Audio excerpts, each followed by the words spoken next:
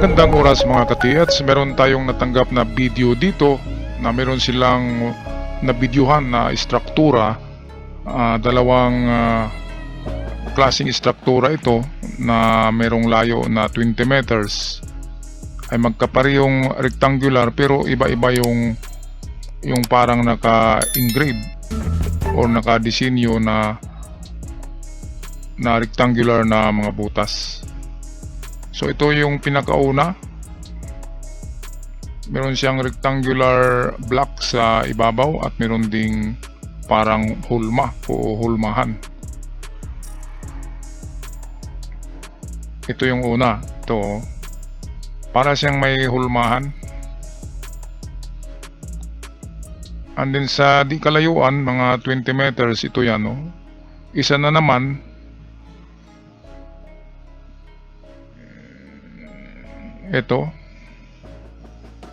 hindi siya Pilipino na gawa. Kasi itong mga ano daw na ito, istruktura ay nandyan na yan. Bago nakatira dyan yung mga tao ay nandyan na yan, nakikita nila.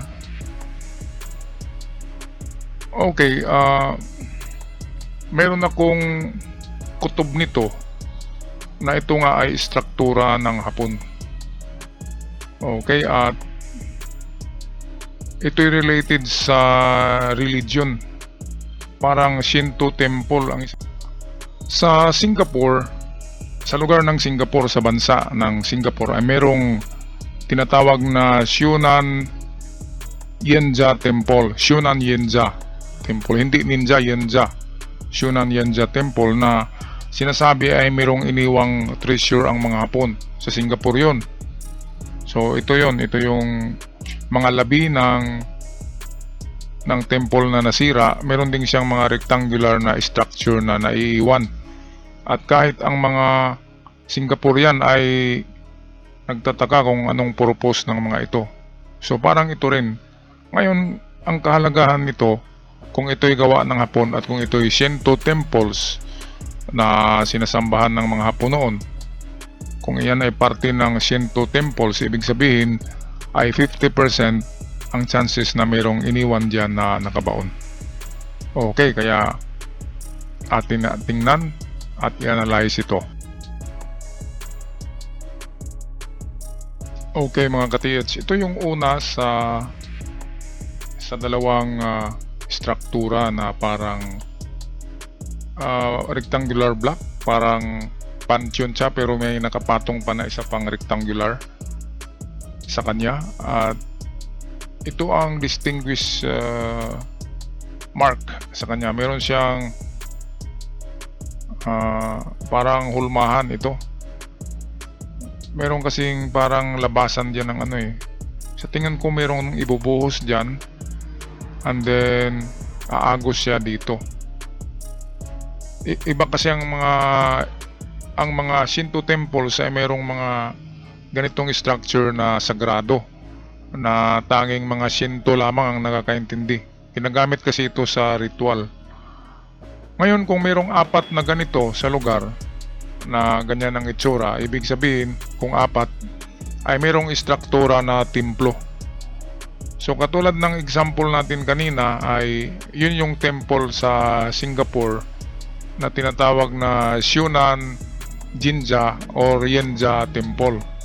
Yun ay temple ng mga Hapon ng World War II sa Singapore at siya ay sira na ngayon at ang naiiwan ay yung istruktura na parang mga ganito na kahit mga Singaporean na hindi nila alam kung ano ang ibig sabihin kasi gawa ng mga Hapon, hindi yung kultura ng Singaporean.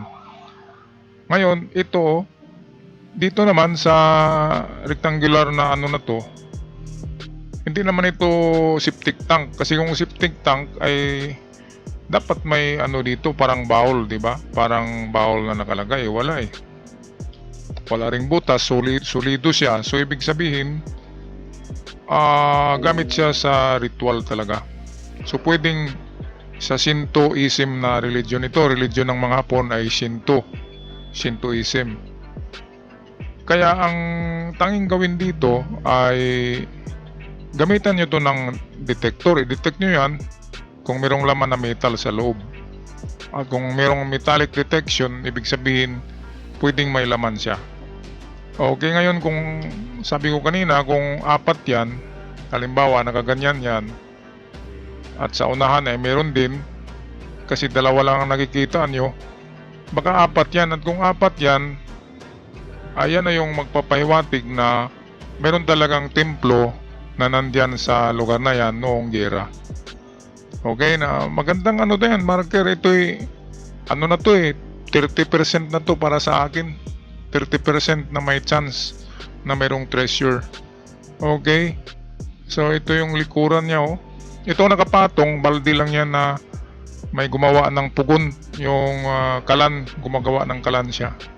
Pinatong lang pero walang butas yan dito, wala.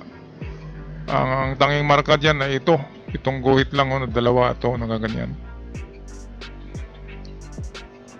So solido nga siya.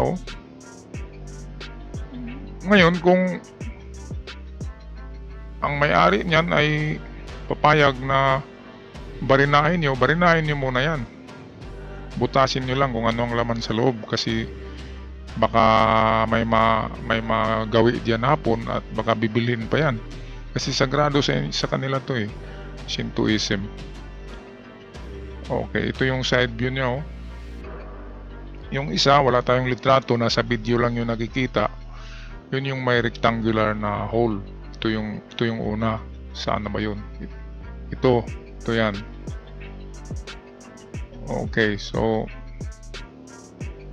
ngayon, meron akong ipapakita sa inyo, mga ka-TH. Ito yan. Ito yung natitira doon sa Shunan Jinja Temple sa Singapore. Doon daw nagtatayo ng templo yung mga Hapon, at doon din nakatira ang general. Kaya sabi sa mga treasure hunter ay yung shrine na yun, o yung temple na yun na Shunan Jinja Temple sa Singapore, ay meron daw ibinaon doon ng mga white metals. Hindi mga ginto pero mga white metals, ibig sabihin yung mga platinum, palladium, yung mga ganyan. Okay, so ito nakita nyo, meron siyang kahalintulad din, rectangular, at merong parang bathtub, pero hindi yan bathtub kasi mababaw lang siya, pero nalalagyan ng tubig. Ginagamit kasi ito sa ritual. Nakita nyo, meron siyang mga parang mga coins na malalaki na may butas na square sa gitna. Kaya ano nga siya, itong religious temple ng Hapon.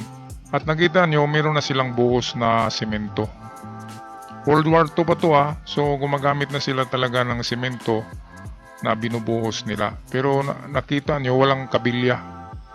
Hindi sila gumagamit ng kabilya, wala. Semento lang talaga na pure ang kanilang ginamit. Kahit sa mga bunker nila, hindi na sila gumagamit ng kabilya kasi first class yung kanilang semento. Ang Amerikano, gumagamit talaga yan ng kabilya kasi hindi nila alam ang sikreto ng tinatawag na German cement. Ang German cement ay ano yan ni Hitler, specialty ang paggawa ng mga bunker na walang kabilya gamit ang German cement. So ito yan ang atin mahalin tulad sa inyong natagpuang istruktura, mga ka-TH. Ito yan. Kaya pwedeng ang mailaman talaga yan, pwedeng ang loob niya na may laman. So hanap kayo ng merong may detector, o kahit merong pendulum dyan, or dowsing, i-dowsing nyo yan kung mag-X dyan, o yung pendulum iikot dyan sa istruktura na ito, pumatong lang kayo sa ibabaw, at kapag mag-detect siya sa anumang gamit nyo, ibig sabihin may laman.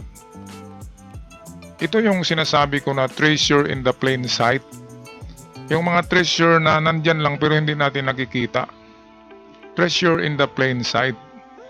Akala natin na ano lang yung gawa lang ng mga matatanda na nauna sa atin. Yun pala ay sa Hapon. Kaya magtaka na lamang kayo dyan, isang araw ay mayroong bubutas dyan na hindi nyo alam. At makikita nyo na mayroon palang nakalagay sa loob niyan. Alright, at ako'y magpaalam na mga katiyats. Huwag kalimutan mag-subscribe sa ating channel para palagi kayong updated sa mga bagong uploads.